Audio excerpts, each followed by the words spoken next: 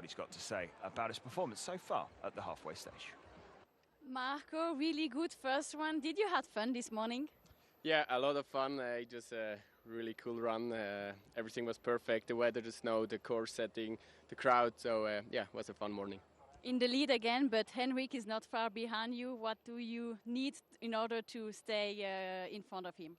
Yeah, it's very tight between us. Then it's a big gap. So yeah, if you want to win, you have to attack as always. Yeah, ski like you want, and then it's fine. With this warm temperature, do you have to do something with your material or your ski boots? Yeah, it's gonna be very warm, but still I think you still have to ski smooth. It's not also the snow. It's getting wet, but it's not super wet. So in still some gates it's still aggressive snow, so you don't have to do the setup too aggressive, I guess. So I think I have a plan. Thank you so much. Good luck. Well, watch out the rest of the field when Marco Odermatt's got a plan. Alongside me, Marcel Mathis. Marcel, what a great first run he's had. Can anybody get close? Can River Radamus get a first podium? Take us through it. Yeah, it was a great first run by Odermatt and Kristoffersen. It was fantastic to see Kristoffersen being, happy in the finish area, finding his groove, having like a great rhythm. I think he might be able to take it up to Odermatt today. But what's River Radamus going to do? That's the question. But I think we're going to hear from him in couple of seconds. River, what an amazing first one this morning. How was it for you to ski like in front of your home crowd? It's incredible. The crews here have really done a great job of representing what ski racing is in America. Crowds have come out in droves, and I thought it was only right to pay the favor back and give everything I got. In good position for to be first time on the podium for you. Are you a little bit nervous? No, not nervous. These are the moments that you dream about, and doing it in front of the home crowd, it's really special to be racing here. So I'm going into the same mindset, give everything, put on a show, and if I put together a run, I think I'll be in a good position. Thank you so much. Good luck. Claiming he's not nervous.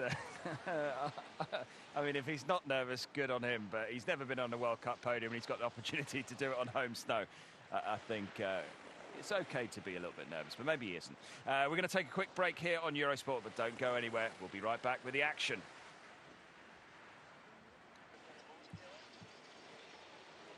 Well, what are we?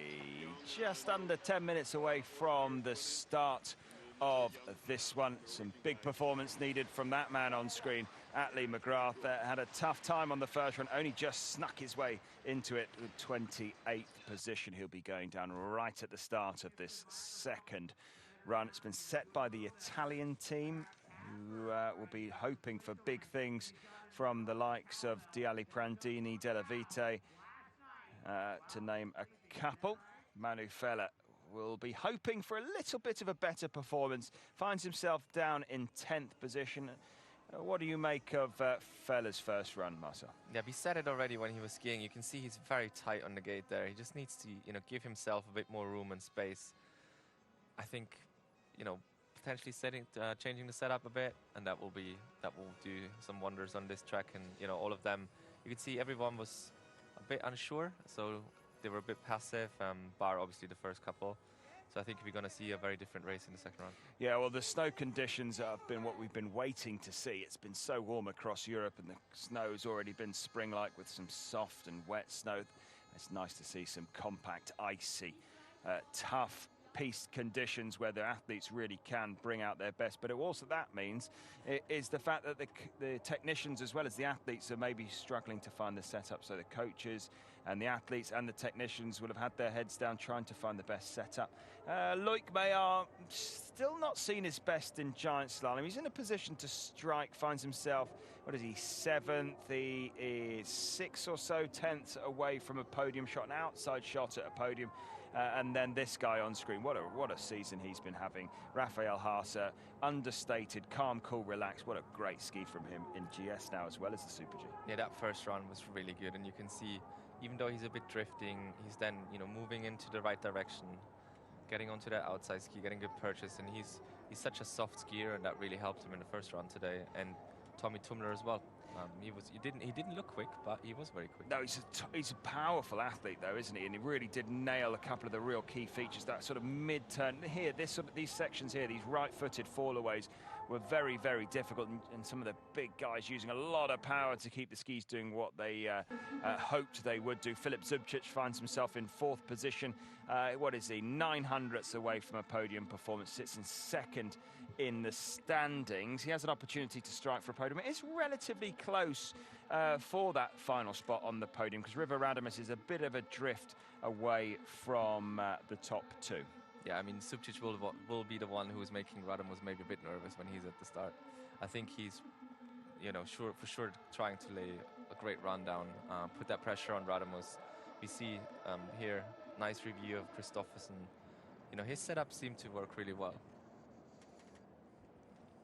Well, slightly warmer conditions than we had on the first run. 5 degrees at the top, 7 degrees at the bottom. Oh, the gradient's changed. It was 60% gradient on the first run. I can tell you, we are still on the same piste. So, not sure which one of those two to believe, but it is quite steep for a couple of turns right in that midsection, or the early part, actually, rather than the midsection.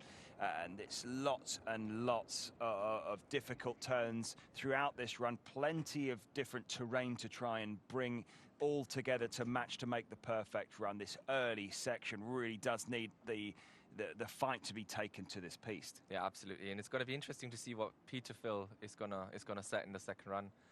Known to be a very successful downhill skier, now coach for the Italian team. I mean, he will probably try to get to do what his races, but you can see already on the screen it's a different direction into the steep now, so that should make it a bit easier. Slightly, yeah, because we saw quite a lot of athletes making the mistake over that breakover into a blind gate. The Italian coach deciding to go slightly around that big breakover, brings a bit more of a fall away onto that right foot, and then this whole section through the lower dogleg part is a big pull towards the skiers' right. And with these snow conditions, we saw a lot of athletes struggling to try and find smooth application of pressure to that right foot. Yeah, you mentioned it a couple of times on the first run. It's really important to really hit those right-footed turns very well. Because if the ski is starting to shatter and ratter on that side, you will lose the line, and then the mistakes, they carry on and carry on. It's really hard to get back onto it. Yeah, and then that lower section is pretty flat, so any speed that you bring through that fall-away section ends up being used down towards the flat. So if you make a mistake there, it can really accumulate into something much, much bigger. Yeah, and specifically at the bottom, it's a long run. It's a tough one on the body, and you're probably not going to make as much speed naturally as you would do on top, so it's even more important to carry that speed as much as you can into the last couple of gates. So we can see a couple of the Americans going through their warm-up. That was a great run from Patrick Kenny, joint 29th after the first run. Lucas Furstein, the highest bib to qualify into this second run, from bib number 56. What a run he had there. Really cool to see some of the higher bibs taking full advantage, and a big shout out to Joshua Sturm, who managed to go from 44 into 15th.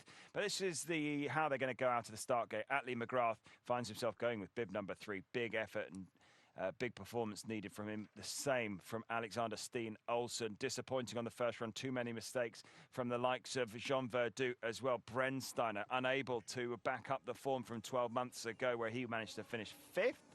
And then Rasmus Vindingstad, podiumed here 12 months ago, finds himself a little bit off the pace. Timo Haugen had a good run, but a couple too many errors. Then your trio of Italians, Venazza, Diali Prandini and Della Vite. Good run from Mauricio, who's been able to transition some of that Super G form back into his GS. Manu Feller, great ski through the last couple of rounds, not quite at the same pace here today, gives himself a bit of work to do. And on to the final page, Tommy Tumler, then Filip Zubcic and River Radames. Not much to separate those two, and likewise for Kristoffersen and Odermatt. Can Kristoffersen pick up his first podium in the giant slalom season with a victory? Interesting to see that he hasn't picked one up, so far into the season, so he will be very, very keen to get onto that podium. He was close sometimes, but, I think we talked at length about it. It's not the season that he was hoping for and wanted to. But today he has a great chance. This is the start of a very long North America race series, like 5 races. So if he gets a good start of it, he can easily pick up a couple podiums. Certainly can. The conditions look excellent. Everybody getting ready and raring to go.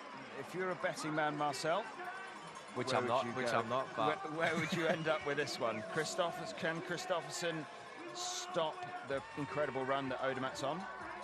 I don't think he can, unfortunately. I think Odermatt's going to win, but I think he will take the fight right to him. It's going to be very tight, I don't think we're going to see, Odermatt being a second ahead today. Well, let's hope not, as we see the last 50 seconds or so before we get underway. Alex Venatza, what a season he's been having in giant slalom, giving him a great opportunity to become a two-discipline skier now. Yeah, he's, great performances this year, getting right in there in the giant slalom. It's really hard, to make that transition, but he made that, and he's almost more consistent in giant slalom this year than his slalom. Certainly has been. Let's see if he's able to produce the goods yet again. But here we go, getting ready for the second run.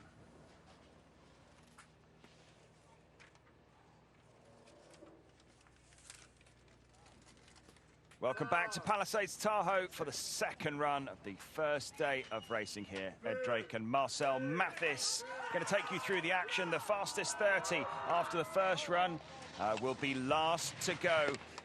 29th, tied with Patrick Kenny, yet to start, is this man, Fadri Juantin of the Swiss team. 22nd World Cup start. He's had 3-point scores so far this season. Our first look at the course and how it sets itself up, as well as a little bit softer snow conditions. Yeah, it looks like it's been softening up a bit, obviously, because it's quite warm. But you can see already those gates, he's really smooth there. It's a bit easier, the setting, than it was in the first run, but now we are going to go into the section where you have to be really strong on that right-footed turns. Yeah, it certainly looks like the speeds are a little higher, and we go around that really steep section that we did on the first run. And let's see how the flow changes from this first run. Again, looks like it just links a little bit easier, not quite as much swing. Yeah, it's not as much swing, it's not, maybe a bit more distance in between the gates, and obviously he's enjoying, going down first. Very clean track for him today. And a lovely, smooth, error-free run from Juantin, and he sets the target time, 2:14.98, 2:14.98, 1:05.30, 1:05.38 on his first run. On his second run versus 1:09.60. So that is quite the difference. Yes, he went down bib number 30 on the first run and going down first on this second run. It shows you that it's quite a lot quicker on this second. Patrick Kenny, what a day for this man. First ever World Cup points and only his 9th start. 27-year-old on home snow. What a first run he's had. And let's see if he can put it down on the second. Tied with our leader after the first run. Can he get the better of him now? Let's see. A huge performance from him on the first run with bib 51. We can see it's pretty similar on top. Obviously, there isn't much room for the corset to maneuver, but now here he really needs to risk, as it's a bit easier. Lost a bit of the line there, but for him, it's all about getting that finish getting that result into the finish today. Well, we saw Laidlaw, who'd never scored World Cup points before, put it all on the line on that second run and come unstuck back in Bansko. And Patrick Kenny looking like he's taking a couple less risks, maybe. Just wanting to make sure of this one. You can see that, can't you, through these fall-away gates? Yeah, you can see he's just not, accelerating through the turn as he did in the first run. There's a bit of a drift in the beginning, but, nothing to blame here. And as he comes in sight of the finish line, I think you can see what Marcel was talking about, just taking his foot off the gas ever so slightly, just dial back the risk, wanting to get this one into the finish, chalking up World Cup points on the board on home snow. Patrick Kenny into second place. He'll be a little frustrated, but he will be ecstatic with his day's work here. I mean, it's a fantastic result for him, being in the points first time on home snow in America. You could just see that there was a bit of it was a bit of a cautious approach when he was skiing, but hey, he's in the finish, picking up those points. Points on the board. Right, here we go then. Atli McGrath, bib 8 on the first run, will be wanting to put down a statement run on the second. He's got an 800th advantage over Fadri Juantin, who leads from bib number 1 on this second run. Let's see if we can see the real Atli McGrath on the second leg here. Yeah, he's super aggressive on top. That undergate really helped him there. He was a bit late in the line, but we could see he wants, he wants to go full speed now. He's made that huge mistake. He's gone nicely over that section already. And now it's all about pushing for him. Carrying some good speed, getting some nice clean transitions as he comes round onto the lower dogleg here. Let's see how quick he's going. It's a nice healthy green light, 0.37 of a second. Can he find a little bit extra? He'll be hoping for a big move on the second run. Yeah, and you can see it's easier for him in the second run to get off that, to get off the turn and have that transition and building on a lead here. Nice and smooth and aggressive. Got a lot of power left in the legs as he comes towards the finish. Solidly over those right-footed turns towards the finish. McGrath's going to set a decent time here. Look at that, 0.78 in front, and lowers the target to 2:14.20. And that is a much better run from McGrath. Yeah, much better. And you could just see those transitions in between. And that's when when it's aggressive snow, it's hard to get off the edge if you are not choosing the right setup. And this was much easier for him. Much, much better. And hopefully for him, that's a bit of a confidence builder before tomorrow's start. Leo Angenot next out of the gate, 26th after the first run, has nearly 0.3 of a second over our new leader. But we just saw a really quick run from McGrath. And can we see something special from Angenot? The 25-year-old has been on the points board 4 times already this season. And let's see how he gets on down here. He lost a bit of time on the top section, but McGrath is really good there. But now, it's all about having those clean turns here, not taking too much of the line away, but also not going too straight. And he's done a pretty good job so far. Not too bad. A little bit happening after the gate, but he's still got a green light down to only 0.09 of a second. Just getting chipped away, but McGrath was really quick from here through to the bottom. And can Angenot find that smooth transition round this final corner towards the finish? Yeah, and it's such a fine line. You can't hold on to the skis for too long, but you still want to finish that turn. And he was not able to manage that as well. Yeah, couldn't quite find the release as Angenot. Clean run from him, but not able to live with the pace of McGrath, and slots into second, 0.42 off the pace. And not a bad run from Angenot, but I think just highlights how quick McGrath was down there. Yeah, and specifically after the second intermediate, you gotta, or we can watch out for who is able to release that ski early. It's really tricky right-footed turns. However, you can't be stuck too long on the outside ski there. Lucas Verstein, 26th after the first run, has a 2.29 of a second advantage over McGrath. The Austrian, only 22 years old, 18th World Cup start. Great ski, isn't it, from bib 56, the highest qualifier into this second run. And managing to keep pace, losing a bit of time. Going super direct. He may pay for that direct line in the next split. Yeah, he's a fantastic skier. I mean, the first run was really incredible. Second one, that was a bit of a line error, but he's now back on track. And you can see, he's releasing that ski very early. He's not holding back whatsoever. He is really taking the risks, definitely wanting to put in a big performance, and he's managed to build some time up. And look at that, half a second, the right side of the clock, and it's nice and smooth. Gets off those edges, as Marcel was saying, nice and early in those transitions. Looking good here. Yeah, lovely run so far. Can he build on the lead? And he can. Oh, he set the quickest time between those two intermediates, and McGrath is under real pressure. As bib 56, Lucas Verstein is on a mission on the second run here in Palisades Tahoe. Verstein leads by a quarter of a second. Great close out to that run.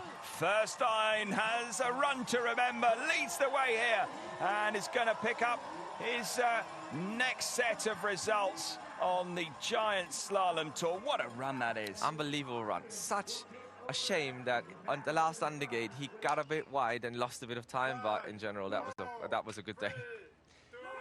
Well, get himself into the red chair, but he's got a mighty test to that lead right now. It's Alexander Steen Olsen. Only has 0.02 of a second advantage and will be fired up after a disappointing first run. Was second a fortnight ago on the last stop on the GS World Cup Tour. Let's see if he can have a run to remember. He's found some time, nearly 0.2 ahead. Yeah, good transition there. Maybe a bit late in the line, but he's had such huge mistakes. However, he was already quite smooth on the first run. Can he keep it going now?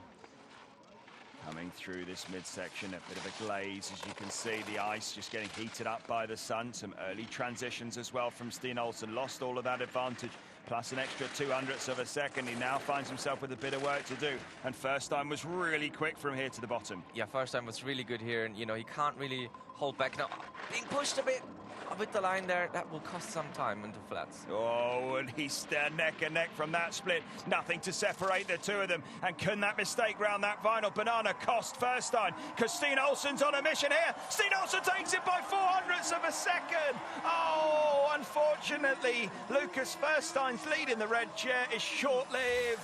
And Alexander Steen Olsen, oh, a couple of small errors, but a good run. Yeah, good run. Just over that transition into the steep, had a bit of a mistake, but in general, that was way better than the first one. 5, 4, 3.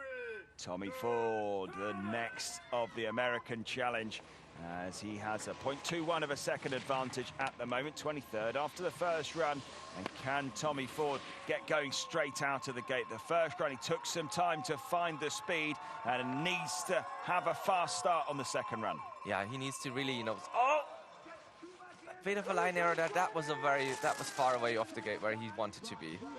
Yeah, he just got pushed onto the heels, got those skis biting up really nicely into the snow, but it catapulted him out and up and into the air, and he's lost a huge amount of time. This is now damage limitation for the American. Yeah, and you can see with those angles that he's trying to ski, he's just not getting that pressure. He loses the outside ski because he's being pushed too much onto his heels and he can't accelerate through it, and that's why he's losing a lot of time here. Yeah, his centre of mass is quite a long way away from his legs, getting some crazy angles. We just don't need to get into such big angles when the skiing is not as steep as maybe it could be, as Tommy Ford now trying to make up a bit of time. Can he squeeze his way into a top 5 as Ford has issues on the way down on this second run? Squeezes into 4th, 0.69 behind. He managed to find some time through the last half, but major error on the top was costly. Yeah, here we can see he was just not having the right line right at that rollover into the steep.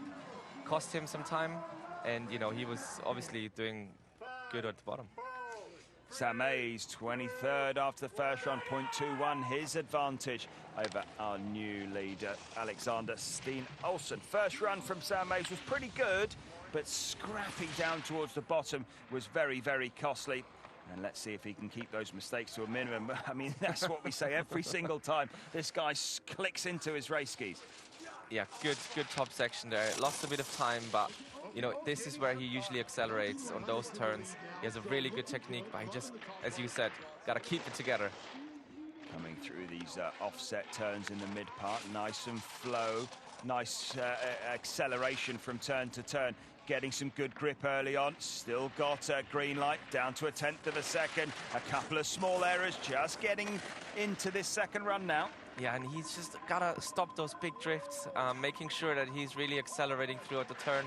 It looks good, no major mistakes, 400ths back. Oh, 400ths of a second to try and find. Has to keep these carved turns linked, coming round solidly over that right foot, as here comes Sam Mays trying to get on top of the standings. Oh, into 3rd place, 0.24 behind. Sam Mays misses out by a narrow margin, but not a bad result. Think he'll take that? Yeah, he'll definitely take that. Specifically, the fact that he didn't make any major errors in the second run. It was a really solid skiing, and obviously McGrath and Steen Olsen was doing really well in the second run. Stefan Brennsteiner, 21st after the first run, 2600ths of a second, and advantage of the top starts to grow. Stefan Brennsteiner really didn't have a good time on the first run, couldn't find the rhythm and flow, couldn't find the setup, looked all at sea on run 1. Has he been able to find something between the first and second run? Not sure he has, because he's lost 0.48 of a second in 20 seconds. Oh. Yeah, and that was obviously a major error there, not finishing the race, but it's so uncharacteristic for him, because usually on the flats he's quick as lightning. Today he just couldn't find the form, and we could see he got stuck onto that outside, onto the skis again, couldn't move off. He just didn't find the right setup. It was not his day, and here is the review of what happened. Just a bit too much on the inside, couldn't get off anymore.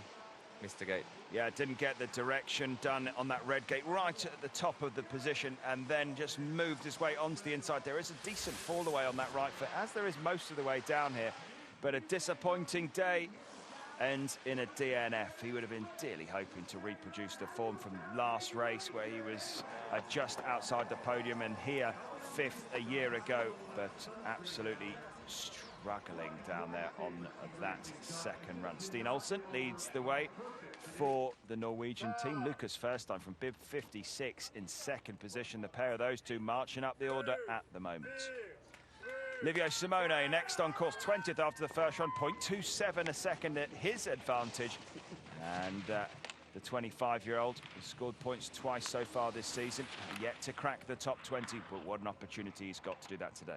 Yeah, and we saw he had a really smooth first run. Now on top here, it's looking pretty good so far. Yeah, that was still a good direction. Has lost a bit of time, but now it's going to be the all-important gates here to carry on. Oh, bit twisted there, but I think he hasn't lost too much time. Yeah, just a small mistake coming off that steep section. Hope that's not affected the speed too much, but he's absolutely pushing, isn't he? Really taking the risk with the line choice, getting nice and close to these gates, working hard with the upper body to keep the weight moving down the hill point. A 1/8 of a second, his advantage. Oh, slightly mistimed the entry into this next part. Yeah, but it's great to see that he still wants to get off the ski really quickly. He's moving his whole body position forward, and now we will see how his energy reserves are looking. Yeah, well, he's got to try and find nearly 2/10 of a second. Last couple of turns now. Oh, that's a little bit late. A lot of pressure coming on right to the end of the turn, and it's cost him a chance to move into the top 3, into 5th. 0.33 behind, and can he crack the top 20? Not too sure about that one, if that'll be quick enough.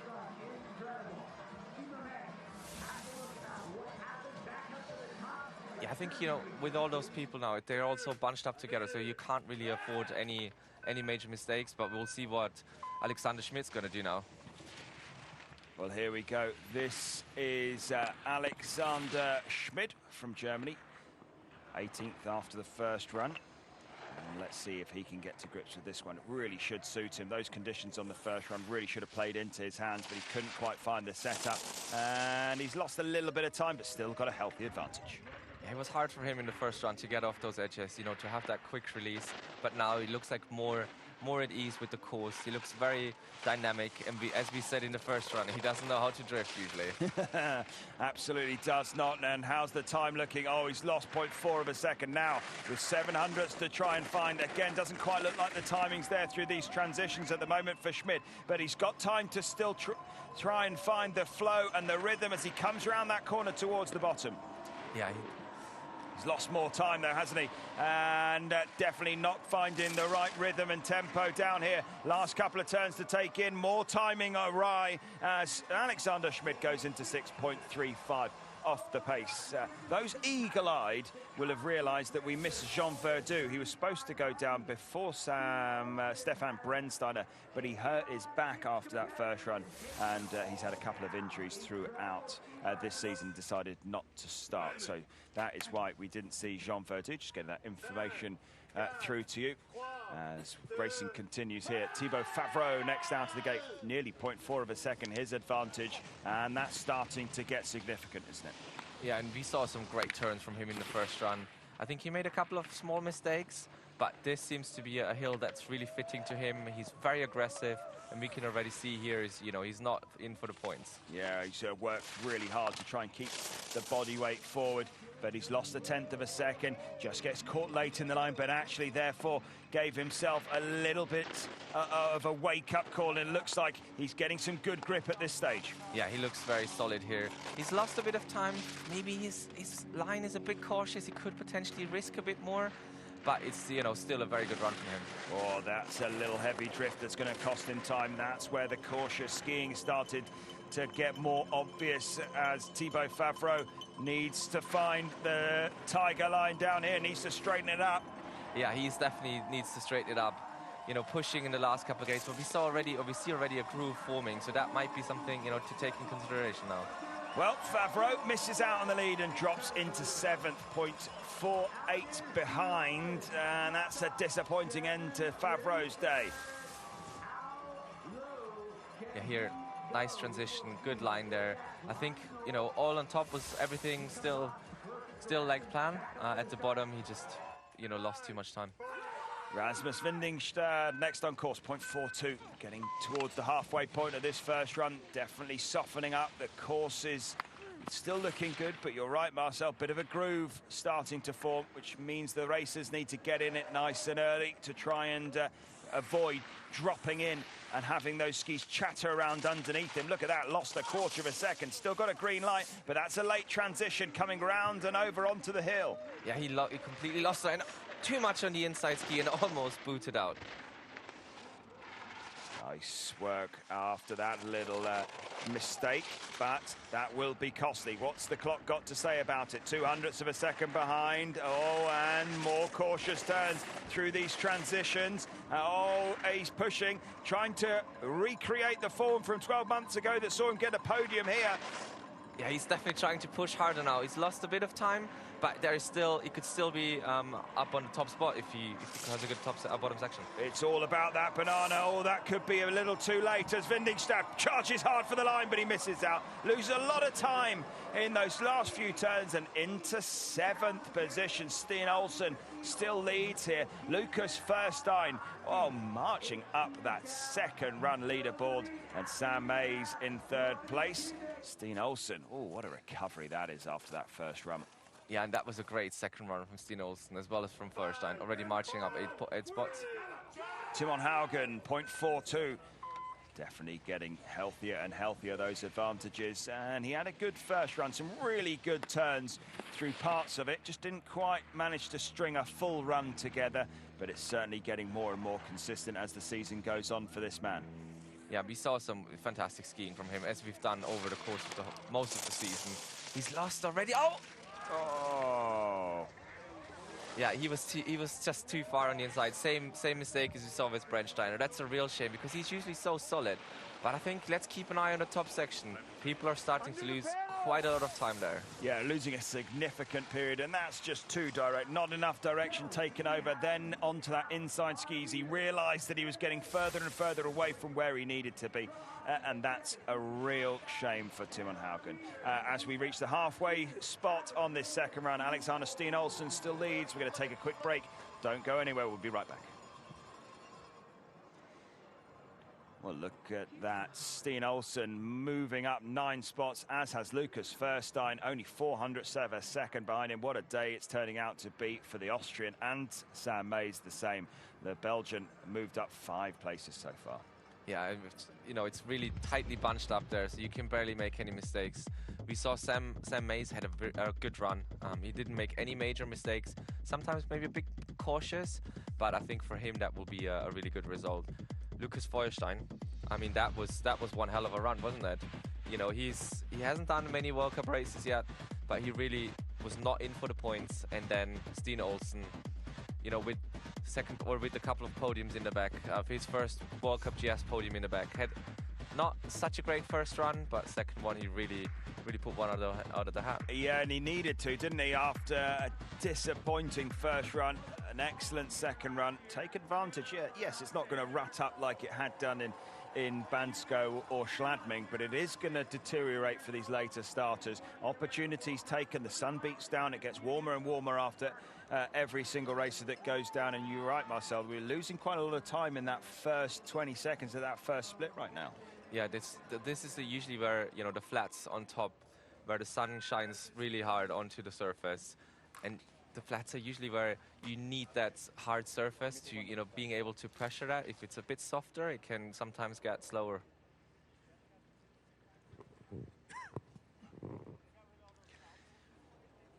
At the halfway point, Steen Olsen leads from Lucas Furstein and Sam Mays. That's your top 3 with 15 races left to go. Joshua Stern, what a run this man had. The 22-year-old in his 17th World Cup start. Moved from bib 44 into 15th, and he's got over half a second of an advantage over our leader after that first run. And let's see if he can recreate run 1 here. Yeah, you would think he has a really healthy advantage. It was good. He was just going after the TV break. Nice transition here. Lost a bit of time, but that's still, you know, manageable for the bottom. Yeah, came round little bit on the heels, but the skis working nicely underneath him. And those soft turns in the early gates, oh, have just about got away with that move as well. He's absolutely pushing. Really nice to see him taking some risks. Yeah, it's really good skiing, and we can see, you know, he has a nice, his skis have a nice Positioning, don't they? Yeah. positioning, sorry. So he's doing really well. Lost a bit of time, but I think for him that would be a fantastic result. Yeah, he's got a lovely float at the moment, really light on those skis, and he's dead level, neck and neck. And oh no, he's down! Oh, an absolute disaster for Joshua Sturm. Looking to pick up his second giant slalom points of the season. He was neck and neck, dead level at that last intermediate, onto the easier flat turns. Oh, and that's a cruel way to finish it. That was heartbreaking. He has done so well all the way down. He's fantastic skiing, but now we can see it here. Good transition still. Was he going a bit too far on the inside? Yeah, he was just inside. You could see that little rat forming and then being pushed onto the heels, and then you're gone. Oh, what a shame. But it wasn't conditions that saw him march up that order on the first run. It was his skiing, and he will be back. Back up to the top, though, for Alex Venazza. The Italians have set this second run, and Venazza will feel that. A little extra confidence that comes with. 14th after the first run. 0.62 now, the advantage that he has at the top of this second run. Let's see if that's enough to convert this first run position to the lead. Yeah, you could just see him on top. He was trying too hard, and then, you know, over pushing, and the line was just not right, and you could see him losing time there. So I don't think he will be too happy with his top section. Oh, but he's using every bit of power in those legs, isn't he, through those tight mid-turns in the shade. Where the snow's at its hardest, he's able to put the pressure down, but he's losing time. A couple of those Italian drifts at the start of the turn aren't really playing ball with this second run that's been set by his coach, with work to do at the last intermediate. Yeah, he's leaving him almost too much work to do. You know, he just should maybe be a bit more conservative with his movement, just trying a bit too hard there. Here comes Venazza now, good speed towards the finish, but it's too little too late from the Italian, and down into ninth. Oh, that's a tough way to finish his day. 0.59 off the pace. It is tightly packed, as you say, Marcel, which means that every single tiny error is magnified by the time you get down to the finish. Yeah, and we see the course is more open, the setting's more open. His coach has set a bit you know, wider gates, a wider distance between the gates, and he was just trying. His turn was too quick, and he just, you know, grabbed himself into the edges, into the snow, and losing time by the gates. Yeah, he needs to just try and be a little bit more progressive with that pressure in those softer conditions. The minute you jam all that power on, it really does bite into the softer snow. Here comes Luca Dialli Prandini, the next of the Italians looking to challenge. 0.66 his advantage after the first run. Can he find something special? 8th in Adelboden at the start of January, season PB for him. And he's got an opportunity, but it's going to have to be totally error-free. Yeah, and he lost 7/10 on the top section. That is... oh! Yeah, he left him too much to do there, and then same mistake as we've seen twice before. Just not quite right with the line. Too much on the inside ski, you know, and you see that gate on the left-hand side and you want to get there, but you probably just do the wrong thing. Yeah, exactly. He would have realised that he was leaving it a bit late to transition into that right footer, but it's too late by the time you get there, isn't it? And then with that fall away, too much weight on the inside ski, and he couldn't find the grip to get it done. Disappointing end to his day, and the pressure to take the lead is left to the last Italian of Filippo Della Vite. 3 Italians into the second run, 1 in the finish in 9th, 1 DNF. What's going to happen to Della Vite? The advantage at the top is getting really significant. A little bit of a delay as we get round towards the start, as we see River Radamus, who says he's not nervous. I mean, he looks pretty relaxed in the start gate with a clear game plan for the second run. But here comes Della Vite. Bit of extra intensity needed on this second run. 12th after the first run, 0.67 his advantage now. Healthy time deficits and gaps, advantages at the top for these later starters. Let's see if that's enough now. Yeah, he just needs to, you know, keep his advantage to as much as he can on the top, because we've seen people losing so much time, and it seems like almost he's lost quite a bit there as well. Oh, he's lost 6/10 now, down to only 7/100 of a second now. Comes over the breakover, just about getting away with it. But he's got a red light to try and deal with. This is not going the way he will have hoped. Going super direct. Oh! I mean, he was trying to push there, but he was just overdone it a bit, and then too much on the inside. I mean, the undergate saved him, but he's lost another 5/10 here. Oh, a big, big red light to try and overcome now, as De La Vite knows that he can afford to throw everything at this run because the damage has been done. De La Vite round the final corner with the finish line in sight, now out to 3/4 of a second. Oh, this is not the day the Italians were hoping for when they saw that they were going to get to set the second run here in Palisades Tahoe. De La Vite plummets down to 12th and 0.94 off the pace.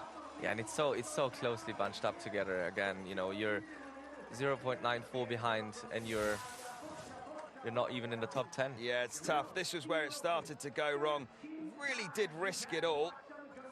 I like the way that he did take the fight to the hill. Yeah, but after that mistake, he had a couple of really good gates, and then he again lost it a bit. So take the positives and focus on Aspen. Look at you. Positive cheerleader, Marcel, over there. Justin Maurissier now getting towards the top 10. Look at that, 0.88 of a second, 11th after the first run. Maurissier's speed skiing has been getting better and better, knocking on the door of podium so far this season. GS has left a little bit to be desired. Let's see if today could be the day where he gets back that GS form that's seen him take podiums throughout his career. Yeah, and with his speed skills, you know, he should be able to maintain some of that lead on top, which he did. And now he just needs to, you know, be too tight there on the gate, but he still managed to, you know, find some speed. Somehow he managed to make it round. He had no right to do that. He was so direct and still got a big green light, getting slightly late in the line, throwing everything at this one as Maurissier, really living dangerously. Absolute on the ragged edge here is the Swiss racer. Yeah, he's really trying hard. This is the best skiing we've seen from him in giant slalom for a while, but he's probably losing some time, but I bet he can take it up to the finish line. Oh, 7/100 of a second. That's still got a decent green light. Can he keep it clean and tidy? These flatter turns. Oh, trying his best to keep it direct. But has he gone too straight as Maurissier misses out? Oh, into 4th position. The top 3 stays unchanged. Steen Olsen still leads here. Maurissier, oh, that small error coming into the final banana is enough to see him not on the podium. But it was still a good run, I think. I think he will be happy with this run. You can see here, you know, getting prepared for that undergate, where you got to be really tight, just a bit too direct into it, and then had to stop slightly after the gate. Yeah, he took a couple of bites at the cherry for that one, didn't he? As Steen Olsen hangs on to the lead. He's moved up 14 spots so far on this second run. Manny Feller next on course. Look at that, nearly a second his advantage now. Let's see if he can give himself a little bit more space. Marcel pointed that out on the first run. Too direct and too tight on the gates. That's got to be the game plan, just to loosen it up slightly. Yeah, but we can see already on top here, he's, you know, digging his heels too much into the flats. That will cost some time, cost him 3/10. But now, you know, this is where he was mainly tight on the gate in the first run. It looks better. He's giving himself a bit more room, and obviously we know Manny Feller, he's risking it all. Yeah, he certainly is. Got a good line as he came over onto that steep section. He's going very, very direct again, but that's the game plan for Palisades Tahoe for Feller, is he's absolutely pushing now down to 4/10, which is still a big green light, but can't afford to keep making these little tiny errors at each of these gates. Feller needs to tidy it up from here on in. Yeah, and we know he's one of the strongest athletes on the course. He's, you know, not giving up until the finish line, and he's maintaining a healthy lead there. Look at that, 3/10 of a second, a couple of tough turns to take in, this being one of them. Round the banana solidly, Feller, this is how you do the second run. Manu Feller surely leads, he does, by 0.34 of a second, 5th quickest on that second run. Manu Feller's giant slalom skiing has been getting better and better. 3rd last time out, 2nd the time before. Now leads with 9 left to go. Good run from the Austrian. Yeah, great run. And he's made, you know, some changes between the runs. Didn't take it as straight as he did in the first run. Gave himself a bit more room. Probably changed something at the setup as well. And that paid out. Very good second run in warming conditions. How good? Well, we've only got 9 races left to go. Gino Caviezel, the first to try and dethrone the Austrian. 300ths of a second his advantage, and will be trying to use that smooth, soft style of ski racing that he has to try and get the better of Manu Feller. Yeah, again, he's someone who is very experienced in speed skiing, you know, so that should help him on the top. Having, oh, bit tight on the line there, but he's got a good advantage here. Yeah, he managed to find some time, but that line choice, not the optimal one. But he's made a mistake on the steep. He still might have the speed as he comes through this tough midsection. Needs to stomp on that right foot, nice and smooth around that banana. Comes into the shade where the snow underfoot should be a little bit more what he's used to. 0.22 has a good advantage. Yeah, that looks good from Gino. And, you know, he's trying to push himself forward, not drifting too much, having a good line here and building on his lead. Coming round through and into sight of the finish. Has a 0.29 of a second advantage, but Feller was really quick through these last few turns. Caviezel pitched up into the air, solidly round that banana. Gino Caviezel pushing really hard. Oh, he gets it by 0.12 of a second. Oh, Manu Feller into the red chair, out of the red chair. Gino Caviezel leads the way here. Good run from the Swiss racer. Yeah, great run from Gino. And, you know, he really took his speed ability on the top section, had a couple of little mistakes in the middle, but then at the bottom he, you know, pulled it back. Good run from Caviezel with 8 left to go. We're going to take a quick break. Do not go anywhere. Well, time to catch our breath as we take a little TV time out to bring you up to date with the standings. Gino Caviezel leads the way from Manu Feller by 0.12 of a second. Alexander Steen Olsen has moved up 14 spots on that second run, as has Lucas Furstein, who's still in 4th position, and Sam Mays rounding out the top 5. Yeah, huge results for some of those guys starting very early today.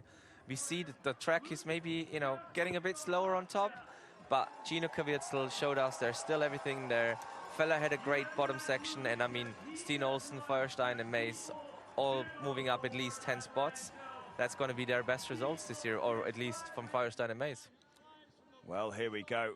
8 left to challenge. Jan Kranec not had his best season. Loic Meillart's been going well in all the disciplines apart from this one. Raphael Haase, great run for him, on for a PB. Tommy Tumler, powerful first run, sees him in 5th. Filip Zubcic, can he squeeze his way up onto a podium? River Radamus, never been on a podium before. Not fazed by the pressure, apparently, in 3rd. And then the last 2, separated by only 0.15 of a second. We are set up for a real firecracker ending to this one. And we're in for a big final today. I'm excited to see all of them. Good, because you're going to see it, and you're going to have to still talk us through it.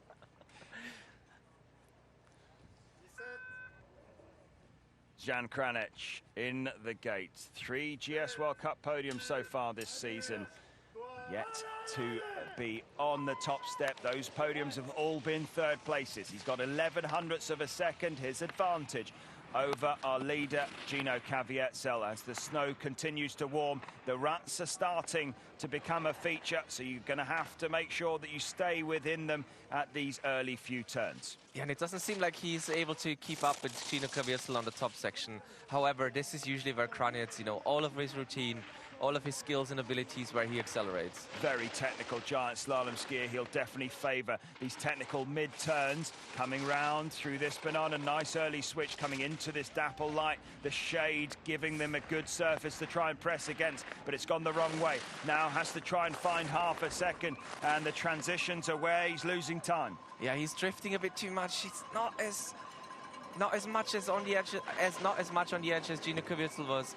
He's losing almost, not more than 8/10 actually, which is very uncharacteristic for him. Yeah, well, he's lost a lot of time down here, not enjoying the softer conditions on this second run, and Kranec plummets down to 11th position, 0.89 behind. No major errors from the Slovenian, but too many transitions where it wasn't a clean initiation phase, and he pays for it.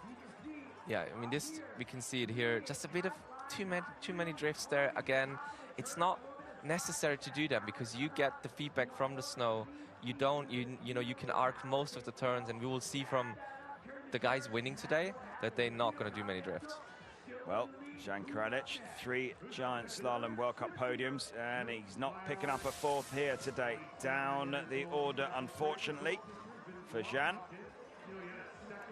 Gino Caviezel with a great second run. How good will remain to be seen. Henrik Kristoffersen, the best GS skiing that we've seen from him so far this season.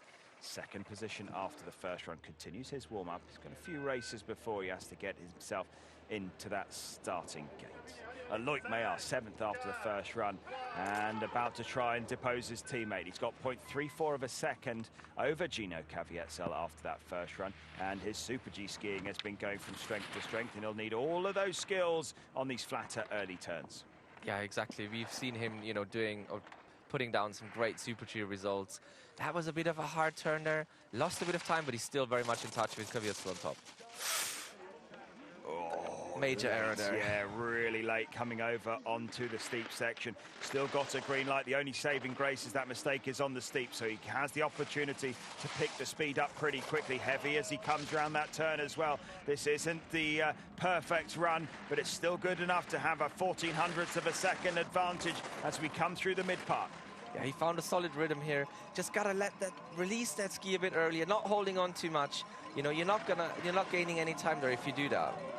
Oh, 0.15 of a second, needs all the gliding ability. He's got to try and get the better of his teammate. Last few turns to take in nice and solidly over that outside ski. Loic Meillard pushing really hard towards the finish line. Oh, he's missed it by 0.05 of a second. Oh, Switzerland go 1 and 2. Caviezel holds on to the leader's red chair. And Loic Meillard squeezes between Caviezel and Feller into 2nd position. Yeah, great closing turns. You know, almost gained a 10th there, and we can see in the replay too much on the inside. We've seen that before, but lightning quick reactions to get back online. Well, not only is it a fall-away turn there, we've now got a little bit of a shelf, haven't we, from the rut formed by the 25 or so racers that have gone down.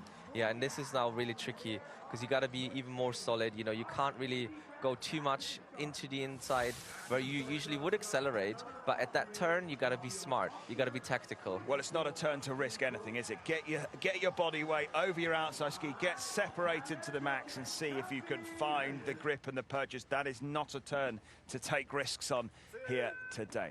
Rafael Harter, what a run this man had on that first leg to go from bib number 19 into 6th. He's got 0.46 of an advantage. His Super G skiing has been absolutely on point so far this season. A couple of podiums to his name on the Super G skis, and he would love to put down a top 10 on the GS boards as well.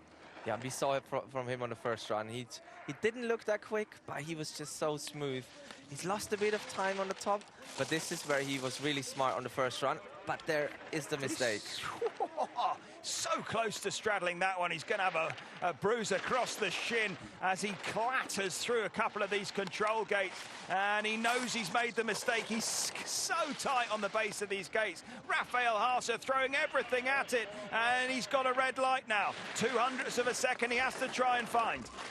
Yeah, and he's really trying so hard today.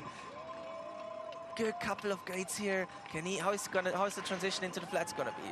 Oh, here he comes, but he's lost more time. Now down to 0.47 of a second behind. Look at that, but if the graphic's right, he's clawing time back a little bit late as he comes round towards the finish. How much time can he find? Oh, what a load of time he found. 0.38 of a second, goes into 3rd position.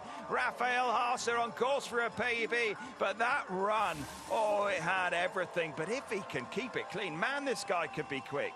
He can be so quick. That was a big mistake, and right after that steep, it gets a bit flatter again, so he would have lost some time. But I mean, what did he do on the closing turns? Absolutely amazing run. I cannot wait to see this guy start to really feature in GS as well. Shows you what confidence will do to you. And Rafael Harter doesn't take the lead, but a run littered with errors sees him into 3rd with only 5 left to go. First of those 5 is Thomas Tumler, the 34-year-old, 119th World Cup start here today. He's had 2 podiums to his name, never stood on the top step. 8th last time out in Bansko. Can he squeeze his way onto another podium? 0.49 of a second, his advantage over his teammate. Switzerland could go 1, 2 and 3 here, but Tumler on the first run really used his strength and power, didn't he, through those tough middle turns, but he's got to ski with a tiny bit more finesse on run 2. And he has obviously he's hugely routine racer, so you know, over those rollers that will be really, oh, it's being pushed a bit too far in the front there and on the heels. Nice through that turn, nice and powerful, just pushed onto the heels yet again, living very dangerously. The green light still looks healthy though, coming round and in towards the shady turns. Powerful on the first run, definitely finding a bit of a blend on the second as he's found 3/10 of a second. Thomas Tumler has skiing the best that we've seen from him for many a season, and he's carrying some real speed across this midsection. Yeah, unbelievable turns by Tumler here. He's really able to releasing those turns, still more than 4/10 ahead. Here he comes, he's bringing a load of speed, lovely and smooth in those transitions. Looks calm, cool and collected, solidly over that right foot. Thomas Tumler's going to make it 1, 2, 3 for Switzerland at the moment, and he takes the top step. Oh, 0.27 of a second. What a day it's turning out to be for the Swiss. What a day it's turning out for Thomas Tumler. Leads with 4 to go. That was a fantastic run by Tumler. A couple of small errors, but you know, today, over the whole 2 runs, he was able to release that ski. He was really, you know, soft on his touch, but very powerful, as you said. Yeah, loose and strong. He really did play the perfect attacking and strong run here.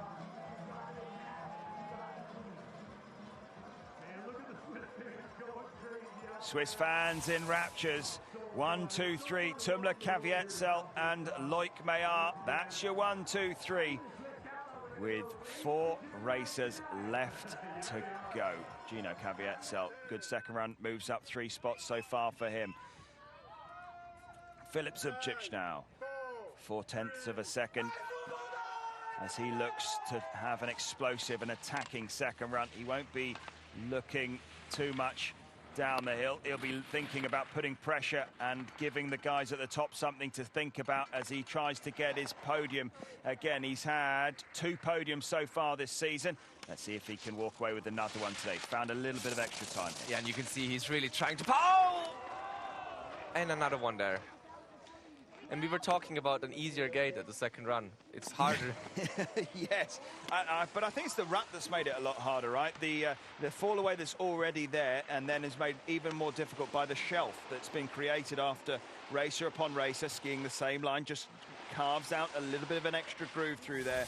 And that's a disappointing end to his day. Look at this. Yeah, again, too close onto the gate, too straight, and then, you know, moving onto that inside ski instead of on the instead of the other direction. Marcel, let me ask you a question here. They know this gate is coming, right? So you can't win by doing that turn that aggressively. You've seen multiple racers have issues there. Is your coach not saying to you, dude, just take a tiny bit extra through there to make it, or does that not come into it and it's all about taking risk on every turn? Well, the problem is, you know, it's a tricky section there. Obviously, everyone knows you can't win the race there. You're only going to lose it. But it's almost like, you know, racehorse. You can tell them do something differently, but you come, you know, you get there how you get there. You might be a bit direct already, and it's just really tricky to, you know, readjust that. It shouldn't happen to someone as experienced as Zubcic, but, you know, when you're in that race, you're just in that mode and you want to win. We saw he was super aggressive. Can happen. Certainly can, and it's happened to some big names here today. 3 left to go. If he's not nervous, he's got the coolest, calmest head on any racer's shoulders. Never on a World Cup podium. It's his 85th World Cup start for the 26-year-old. And he's got the opportunity to do it on home snow. Nearly half a second, 0.49 his advantage as he pushes out of the gate on Palisades Tahoe snow. The American willed on, roared on by the crowd who are hoping, dreaming of success for the American team. Yeah, it looks good so far. He wouldn't have lost much on that top section. Tiny bit, 1100s, but now, oh, can he keep it tight here? better than before. Yeah, late as he came round, but really did stomp on that outside ski. A lot of separation meant that he kept the grip over that outside ski, transitioning nicely through these turns. Is it a little bit lateral? Let's see what the clock has to say as he comes through the shadows. Oh, it's down to 15/100ths of a second. You can hear the American crowd roaring him on. He has to keep it clean and tidy. Yeah, and he needs to shift into the 6th gear now. He can't really hold on to the skis too long. Oh, right on his inside ski through that transition. River Radamus in sight of the finish has a red light. It's only 3/100ths of a second. You can hear the American crowd, but Tumler was so quick through these last couple of turns, solidly over the outside ski. Radamus pushes hard. Oh, it's a podium on home snow. Oh, what a day it is for River Radamus. Never on a podium in World Cup, and he's doing it on American snow in Palisades, Tahoe. What a day for him. And he might just be the coolest guy on the hill as well. Oh, yes, he is. Look at that. Oh, ski racing has just witnessed, a lovely bit of storytelling. River Radamus never on a podium. He's guaranteed at least 3rd here. Mistake in that middle part, heart in the mouth moment for him as well as the rest of the American fans. But, you know, he was so close at the last intermediate with Tumler. And at the end, you could see he was really wanting to go into the finish in 1st place. And the Americans were roaring in home. Oh, what a day to do it. Look at that. River Radamus, believe it, son. You're a World Cup podium ski racer on home snow. But how good could it be? Henrik Kristoffersen already out and on course. He has a 0.63 of an advantage. Again, he'll be thinking about the man that is left to start. He'll be trying to put the pressure on that guy left in the start gate. The unbeaten Odermatt still yet to go. And Henrik Kristoffersen, skiing some of the best giant slalom that we've seen all season long, has found 100th of a second. Yeah, good opening skiing, and you could see very smart there. Just took a bit of speed away, but now he can accelerate. Oh, lovely and smooth. All of that experience from the 29-year-old, working hard. Couple of scrappy turns, though, with the pressure coming right at the end of the turn. And River gave a little bit of time away in this midsection, which is where we've seen another couple of tenths grown into that advantage. But River was so quick from here to the finish. Yeah, he was so quick, but Henrik wants to win today. You can see he's so aggressive. His timing is way better than it was before, and he is building on his lead. Oh, look at that, 1.21 of a second, as here comes Henrik Kristoffersen. Is it vintage Kristoffersen? Slightly late through the banana, he's going to lead, but by how much? Henrik Kristoffersen, 1.25 seconds. Pressure sent back to the start gate. Questions being asked of Marco Odermatt. River Radamus pushed down to 2nd. What a run by Kristoffersen. That was vintage Kristoffersen again. Good to see him on top form, and now the pressure's on Odermatt. Oh, could the only man to defeat Marco Odermatt be Henrik Kristoffersen? Oh, that was a really, really good run. Marco Odermatt is going to have to ski some of the best turns that he's done so far this season if he wants to keep up that unbeaten record. Yeah, and he was so clever over the gate that we discussed so much now. You know, he took a bit of time, skied a bit more tactical, but he was able to accelerate right after it. Well, wouldn't it be so Marco Odermatt if he just demolished this second run and went, yeah, that was quite good, but let me show you something. What are we going to see from Marco Odermatt? Undefeated so far this season. The last time he lost a race on giant slalom skis was here 12 months ago, and it was from the lead. But he's got 0.15 of a second an advantage. Look how smooth and low and aerodynamic he is in that tuck position, and those speed skiing skills should be coming into good use through these first few turns. Yeah, he's so smooth on those flat turns. Good transition, gained a bit of time, but what's he going to do here? Also very tactical from him. Oh, getting twisted up slightly, but the ski's working nicely underneath him, and it's nip and tuck. Oh, right on his inside ski, which causes him to be pushed low and late. Could this be the end of Marco Odermatt's undefeated run? Half the run left to go. Oh, and he's gaining some time, but this is where Kristoffersen really accelerated, so he can't make any more mistakes here. No mistakes from Marco Odermatt from here on in if he wants to continue being undefeated. Oh, it's getting close. Marco Odermatt is trying his hardest. He's got to try and find 1800ths of a second. If anyone can find it, it's this man. But can he do it? Here, as Henrik Kristoffersson nervously waits for the finish line. Marco Odermatt trying to stay undefeated. He is undefeated! Oh, 1200ths of a second. He wins by Marco Odermatt. Unbelievable skiing through those lower few turns. What a run that was. Yo-yo performance from him, but another victory. And he does it over and over and over again. The closeout is he's always the quickest. And he was, again, another 3 times quicker than Kristoffersson. And that victory, his 7th victory, and all the victories on the giant slalom skis. That 100 points see him secure the overall title as well here today with plenty of rounds left to go. Oh, that was a real gutsy performance from Marco Odermatt. He was right on the ragged edge, been pushed to the limit by Henrik Kristoffersson. Great to see Kristoffersson back towards his best, and River Radamus rounding out a fantastic day for the Americans with a podium. Yeah, I think we've seen some exceptional skiing from a lot of people today. It's just hard to beat Odermatt, but Kristoffersson took the fight right up to the last gate to Odermatt, and we can see a nice review here. He was trying to be quite tactical, getting a bit twisted, but in that middle part, Kristoffersson was incredibly quick, and then at the end, there is some sort of a lightning bulb or something on Odermatt's skis. Afterburners, Marco Odermatt continues his undefeated run, making it 7 from 7 on the Audi FAS World Cup Tour. What a day we've witnessed.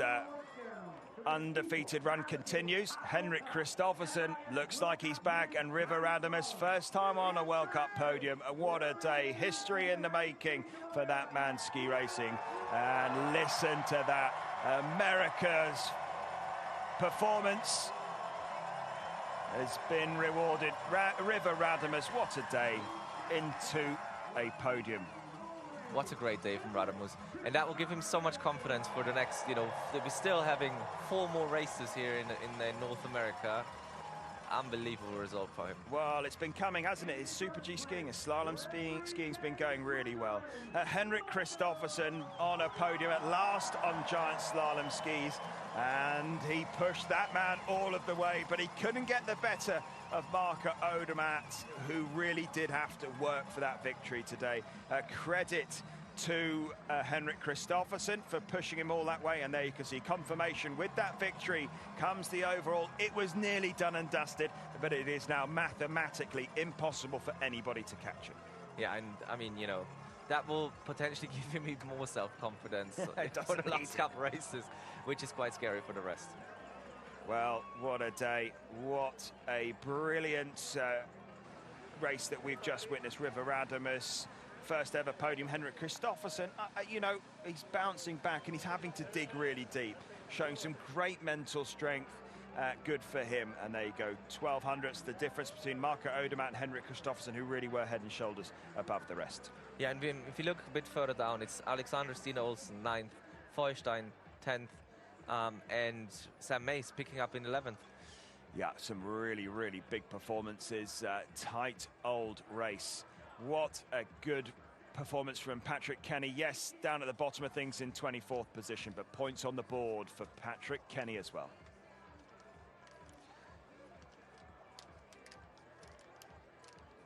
Well, as we just wait to get Marco Odermatt into the red chair for the interviews, Marcel, will you just try and wrap this one up for us, bud?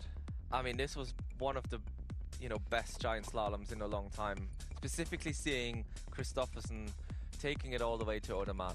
It was an interesting one with the conditions. We saw like the top, softening up a bit, but in the end, it's what we said would be happening, Odermatt, and there we hear from the winner. Marco Odermatt, congratulations. I don't even have the words today to describe your victory. 7 in a row this winter in giant slalom.